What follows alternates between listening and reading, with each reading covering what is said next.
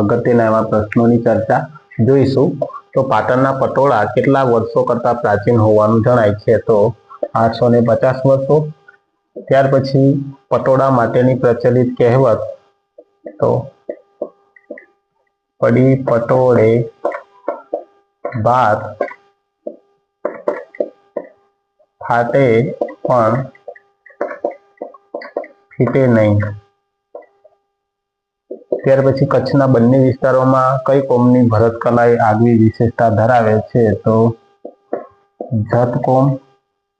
ત્યાર પછી કૂવામાંથી પાણી કાઢવા માટે વપરાતી વસ્તુ, એનું નામ છે કોસ। ત્યાર પછી વિશ્વ વિખ્યાત જે હીરા છે એનું નામ છે કોહિનૂર અને ગ્રેટ મુગલ।